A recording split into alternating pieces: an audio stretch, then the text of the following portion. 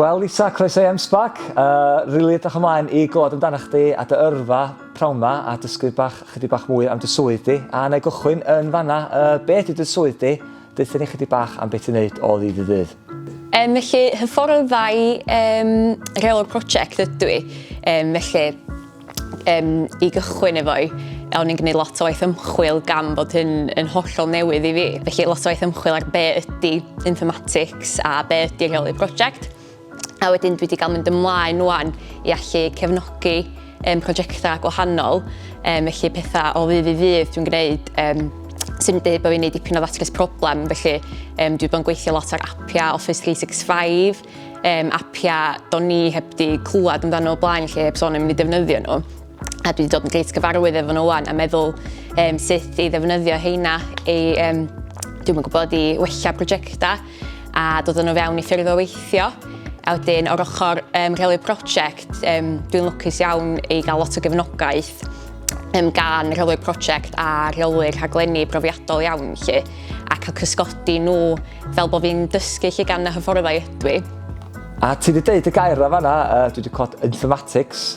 Be ydy Informatics a pa fath o brosiectau ti'n gweithio ar? Felly Informatics, wel, yn amlwg mae technoleg yn dod yn rhywbeth mwy allweddol bob dydd ydy'n bywyd pawb.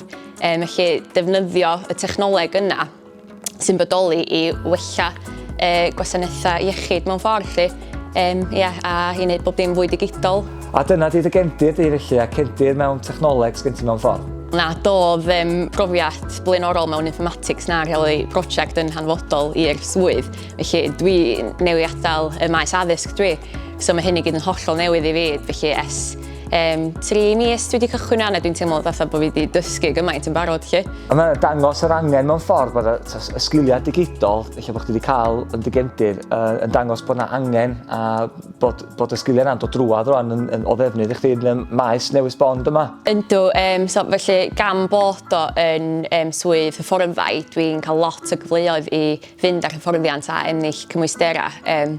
Lle yn barod dwi wedi cychwyn NVQ mewn rheoli prosiect, lle dwi'n cael sesiynau hefo fy tiwtor un i un, lle dwi'n cael cefnogaeth gyda hi hefyd, gwneud asyniadau, dwi'n cael digon amser i wneud nhw.